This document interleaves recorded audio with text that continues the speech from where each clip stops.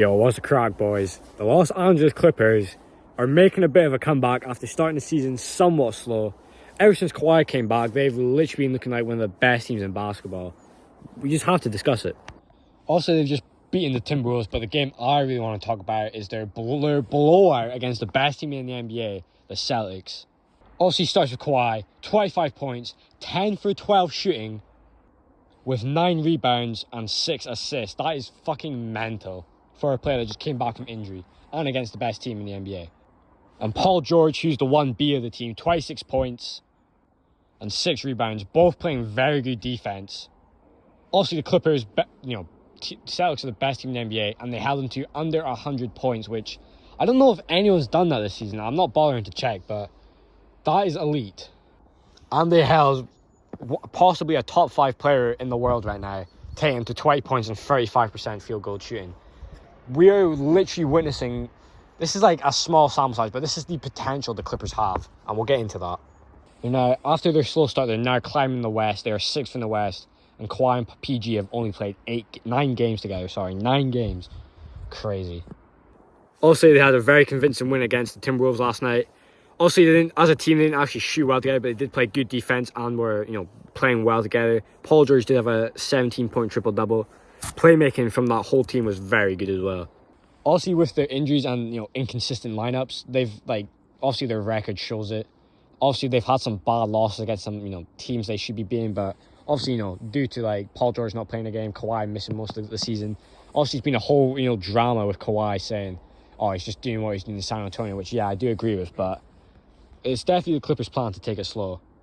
But some notable teams they've beaten, obviously the Lakers, the Celtics, the Cavs, and the Blazers. Those are very good teams. Obviously, the sample size, it's just now beginning to happen. They're now starting to, Kawhi's getting more minutes, scoring more points. I think the Clippers game was his most, 20-point game since May 2021, that is crazy, man. That is crazy. May 2021 was a long time ago as well.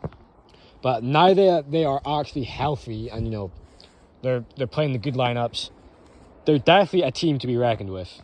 They just have such a well-rounded team, good defense, good shooting. They got the 2 superstars that are, arguably the best two-way players in the league. And they just have amazing depth. Like Zubac, for example. See the stat he was putting up the other week. They've got so much good players in that team. It almost seems unfair. Obviously, with this whole Kawhi thing, people saying, oh, he's not becoming available. Obviously, he came off a big injury. But people are forgetting his impact. They need him rested. Don't want to rush things back in. Obviously, this is quite an injury-prone team. Paul George is very sustainable to getting injuries. He got injured last season. He missed the playing game. Literally injured, or was it health and safety protocols? I actually can't remember. They have two superstars who are, somewhat injury-prone. Kawhi, not as much, but, obviously can be. Obviously, he's not notorious for load managing, but it's a very smart move, to be honest. The Clippers definitely just want to take things slow. By February, Kawhi, or even next month or February, that's when Kawhi will start playing proper consistently. Misses let's say they play 5 games a week, 4 games a week, he's missing 1. Also, his impact is there as well. Listen to this. Also, they're 7-2 with Kawhi, which is such a huge improvement compared to 9 wins and 11 losses when he's not playing. And their points per game differential when he plays is plus 5 points. What? And when he doesn't play, it's minus 3.5. The impact is there. Kawhi's literally one of those players. Obviously, he had that huge game winner against the Hornets. Obviously, just being clutch, especially against the Celtics. Obviously, yesterday against the Timberwolves as well. Kawhi when he plays is one of the greatest and best players of all time. It's just he doesn't lace up that much. It's the only problem. But when he does, wow, he's arguably best player in the world, especially in the playoffs. I will say now, Kawhi didn't tear his ACL in the 2021 playoffs. The Clippers would have a ring, which means the LA rivalry, it'd be a bit lightened up.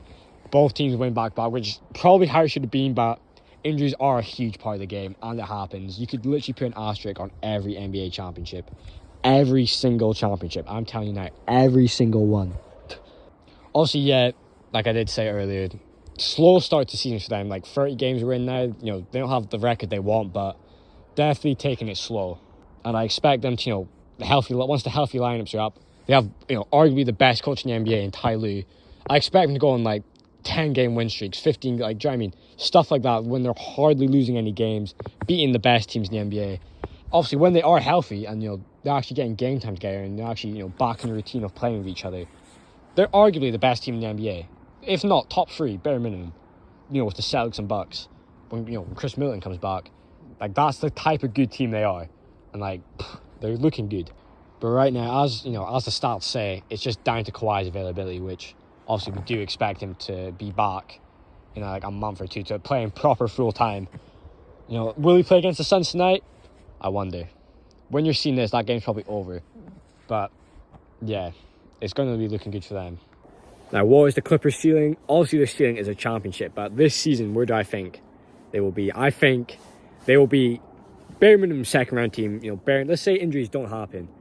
Let's say Kawhi and Paul George are healthy. Maybe like a rotation player gets injured. I expect them, 2 of those players, championship. Obviously, it's going to be hard to beat the Celtics. It's going to be hard to beat the other teams in the West, especially whoever comes out of the East. East is looking very strong this year. But I expect them to win the championship, to be honest. They would be my pick to win it all. And finally, after a disappointing bubble year, and a promising year turned bad after Kawhi got injured, and then somewhat of a non-important year because Kawhi was out the whole season and Paul George was dealing with injuries. Now, their season starts in February, really, when the whole lineup's actually playing properly. But time will tell.